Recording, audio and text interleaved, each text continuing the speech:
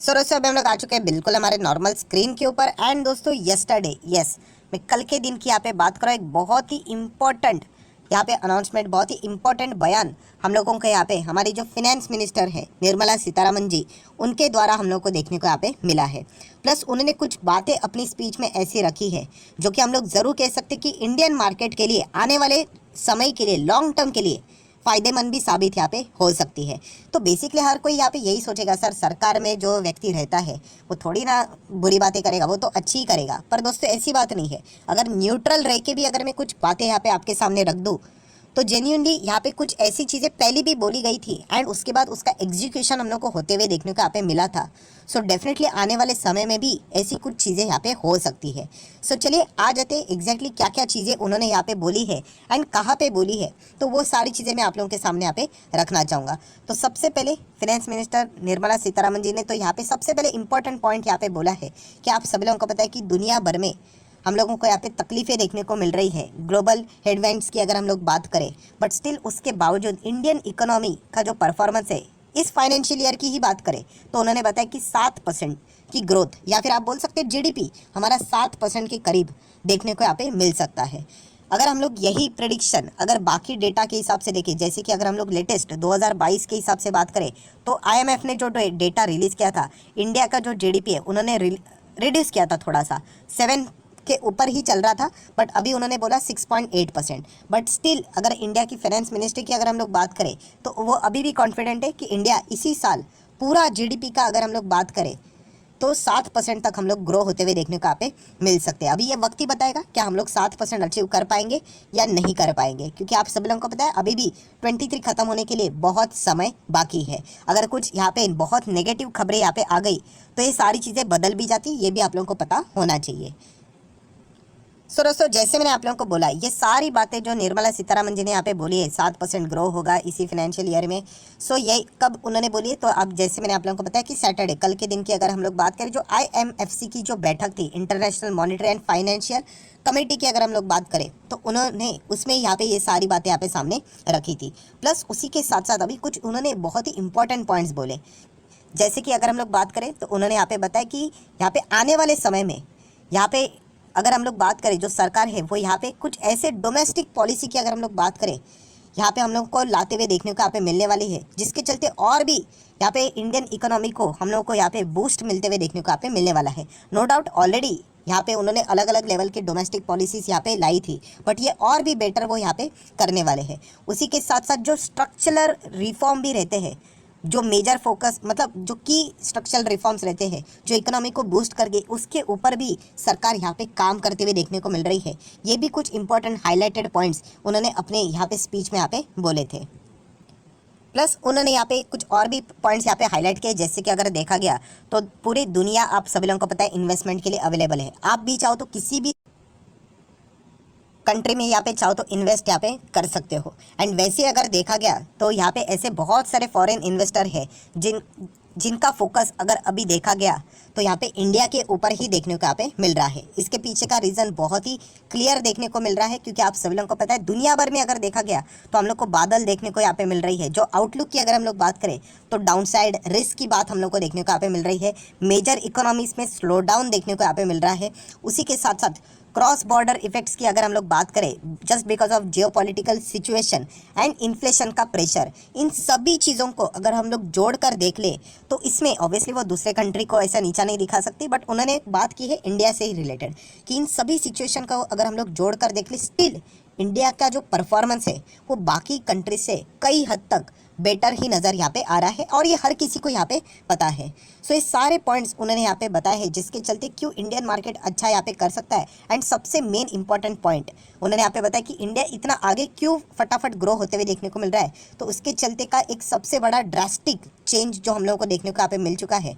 And वो आप सभी लोगों को पता है कि यहाँ पे डिजिटल पेमेंट, यस अभी आप सभी लोगों को पता है जिस प्रकार से डिजिटल इंफ्रास्ट्रक्चर इंडिया में यहाँ पे डेवलप हुआ है, एंड इसके चलते जो हम लोग को डिजिटल पेमेंट से रिलेटेड इनोवेशंस देखने को मिले, एंड जो ट्रांजैक्शन जो कॉस्ट था वो इतना लोएस्ट आ गया कि ऑल ओवर दी अगर हम लोग वर्ल्ड की बात करें तो उसमें सबसे लोएस्ट इंडिया में ही देखने को यहाँ पे मिल रहा है। एंड इसमें इंडिया लीड करते हुए देखने को मिल रहा है।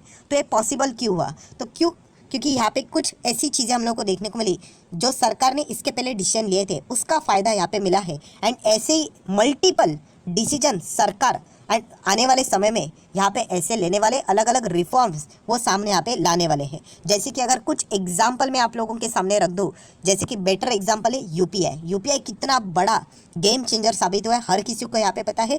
हमारे जो कॉम्पिटिटिव जो कंट्रीज़ है, इकोनॉमीज़ है, वो भी हमें कॉपी करने की कोशिश यहाँ पे करें, जो कि अच्छी बात है, राइट। क्योंकि जैसे बोला जाता है ना कि अगर आप वाकई में अच्छा कर रहे हो, कुछ चीज़ें आपसे सीखने लायक है, तो दुनिया आपको कॉपी करेगी। एंड यूपीआई के मामले में अगर हम लोग बात करें, ज़बरदस्त चीज़ें यहाँ पे हुई है। खास करके जैसे मैंने आप लोगों को बताया था, जो स्मॉल वेंडर्स हुआ करते थे, जो छोटे काम करने वाले लोग रहते थे, बिजनेस करते थे, वो यहाँ पे यूजुअली कैश में ही चीज़ें लेते थे, लेन देन होती थी। बट अभी हर कोई यूपीआई कर रहा है, तो उनको क्या करना पड़ता है, हर चीज़ का रिकॉर्ड मेंटेन हो जाता है।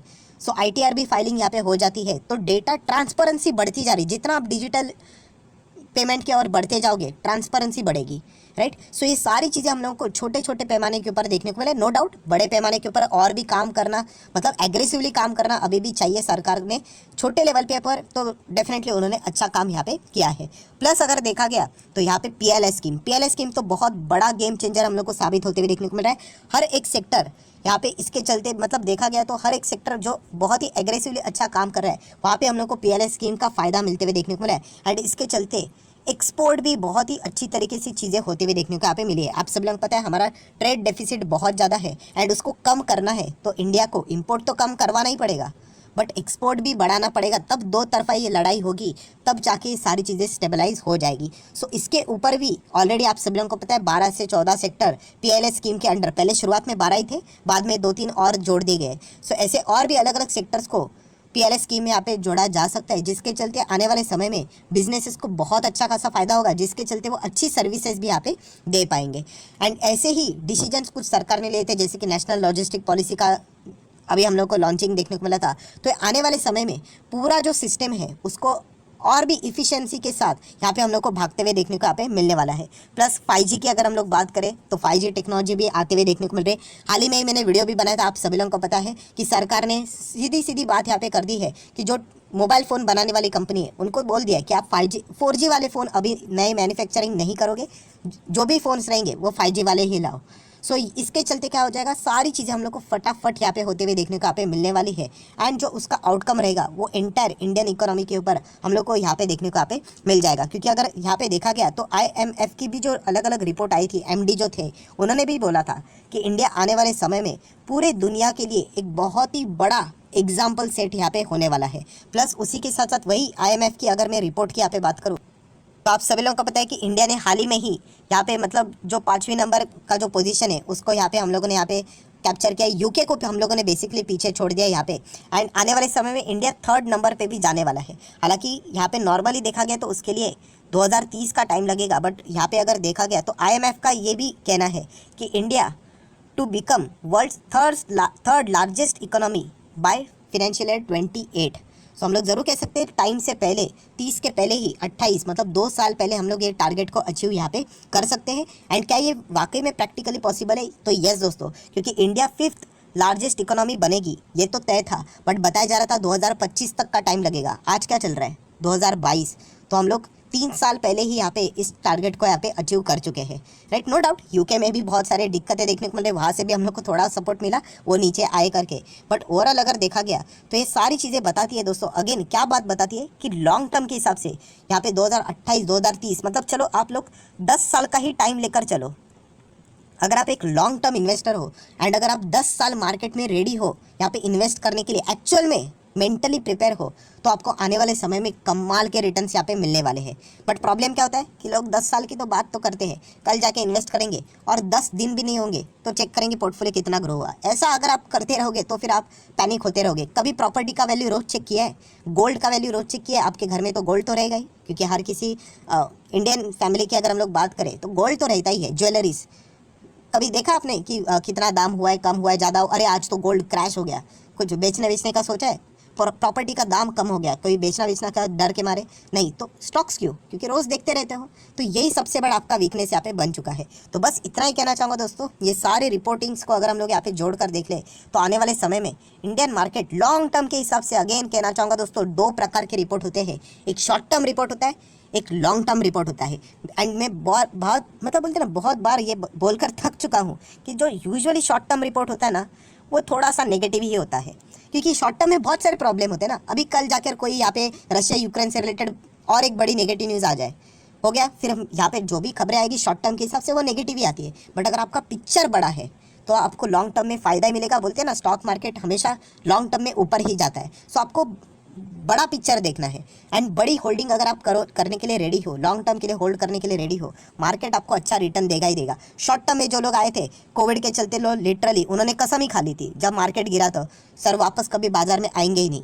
एंड वही लोग अभी कसम तोड़कर वापस यहाँ पे बाजार में आ रहे, क्यों? क्योंकि उन्होंने देखा कि लॉन्ग टर्म में तो पैसा बनता है। तो यही बात बोलना चाहूँगा दोस्तों, लॉन्ग टर्म में बने रहिए। सरकार यहाँ पे आने वाले समय में और भी अच्छे खासे रिफॉर्म्स यहाँ पे लाने वाले, और भी नए नए पॉलिसियाँ यहाँ पे लाने वाली है। इसके पहले भी हम लोगों ने ये अनाउंसमेंट देखी थी एंड इसका फ़ायदा इंडिया को साफ साफ यहाँ पे होते हुए देखने को यहाँ पे मिलने वाला है। दूसरों की कमजोरी भी कभी कभी मतलब बोलते हैं ना, हमारे लिए फ़ायदेमंद साबित यहाँ पे होने वाली है। सो अगेन कहना चाहूँगा, अगर आप यहाँ पे शॉर्ट टर्म के चलते डरते रहोगे, सर बाजार 15,000 आएगा क्या, सर 12 आएगा क्या, ये मुझे नहीं पता, मैं यहाँ पे एनर्जी वेस्ट नहीं करता हूँ। बट मैं इतना आपको गारंटी के साथ कहता हूँ कि अगर आप 10 साल बने रहे बाजार में तो आप ज़बरदस्त पैसा यहाँ पे कमाने वाले हो। सो इसीलिए अगर आप इन्वेस्ट कर रहे हो तो लॉन्ग टर्म का विजन लेके करिए। म्यूचुअल फंड में इन्वेस्ट कर रहे हो तो लगातार एसआईपी करते रहिए। बाजार फ्लैट है सर, अभी करूँ या फिर बाद में गिरेगा तब करूँ, मत रोक लेना। अपनी एसआईपी को कंटिन्यू चालू रख लेना। किसी को नहीं पता होता है, क्योंकि बाजार में बहुत सारे फैक्टर्स मैटर करते हैं कि क्या होने वाला है क्या नहीं होने वाला है। सिर्फ एक ही काम करना, अच्छे फंड्स को सिलेक्ट कर लेना, अच्छे स्टॉक्स को सिलेक्ट कर लेना एंड उनमें बने रहना, तो आपका पैसा बनेगा ही बनेगा। आलतू फालतू पेनी स्टॉक में जाओगे तो फिर बाजार कल 50 साल के बाद 2000 मतलब बोलते हैं ना, यही निफ्टी 50,000 का भी हो जाएगा ना, फिर भी आपके स्टॉक वही के वही रहेंगे। तो अच्छे स्टॉक में बने रहिए, आपका पैसा लॉन्ग टर्म में अच्छा खासा ग्रो यहाँ पे हो सकता है। सो आशा करता हूँ वीडियो हेल्पफुल लगा होगा, तो जरूर लाइक एंड शेयर कर देना। एंड डिमैट अकाउंट अगर आपने अभी तक ओपन नहीं किया है तो लिंक नीचे डिस्क्रिप्शन में